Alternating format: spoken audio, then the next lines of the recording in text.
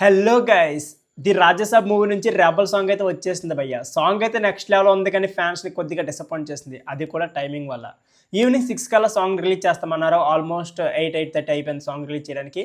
Okay, తర్వాత song చూసిన తర్వాత ఫ్యాన్స్ అయితే ఫుల్ హ్యాపీగా ఫీల్ అయ్యారు. ఎందుకంటే వింటేజ్ ప్రభాస్ మనకి క్లియర్గా సాంగ్లో కనిపించిపోయి.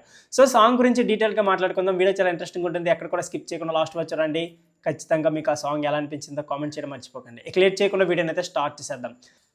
ది రెబల్ సాంగ్ గురించి ప్రత్యేకంగా చెప్పుకోవాల్సిన అవసరం లేదు భయ్య. వింటేజ్ ప్రభాస్ మనకి క్లియర్గా కనిపించాడు.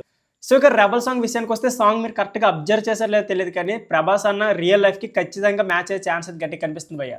సింగిల్ లైఫ్, అంతేకాకుండా తను మ్యారేజ్ చేసుకోవాలి, 40+ వచ్చిన ఇంకా మ్యారేజ్ చేసుకోవట్లేదు, ప్యాండ్ నెంబర్ 1 హీరో అయినా సరే ఇంకా సింగిల్గా ఉన్నాడు అనే లిరిక్స్ అయితే కొన్ని వస్తాయి భయ్య. కొత్త ర్యాంప్ ఉన్నాయి.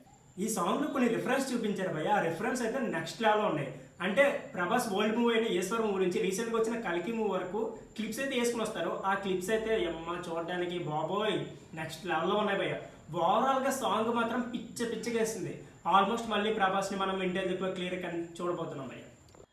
రియల్గా ప్రభాస్ని ఈ యాంగిల్లో మనమైతే చాలా మిస్ అయ్యాం భయ్య. ఎందుకంటే గ్రేస్ కానీ ఆ యాటిట్యూడ్ కానీ రొమాంటిక్ లుక్లో చించి పడేశాడు భయ్య. కంప్లీట్గా ఓవరాల్గా సాంగ్ విషయానికి వస్తే మాత్రం సాంగ్లో నెక్స్ట్ లెవెల్ అంతే. ఇకపోతే మధ్యలో మనకి దుర్గమ్మ రిఫరెన్స్ వస్తుంది. అంటే ఈ మూవీలో ప్రభాస్ కొద్దిగా భయస్తుడు అనే టైప్లో చూపించారు. అంతేకాకుండా దుర్గమ్మ ప్రభాస్ని కాపాడాలని వాళ్ళ బామ్మ మొక్కున్నట్టు కొద్దిగా చూపించారు. ఓకే, ఓవరాల్గా మూవీ థీమ్కి సంబంధించి కంప్లీట్ సాంగ్ అయితే మనకి రివీల్ చేశారు అని మనం అనుకోవచ్చు భయ్య.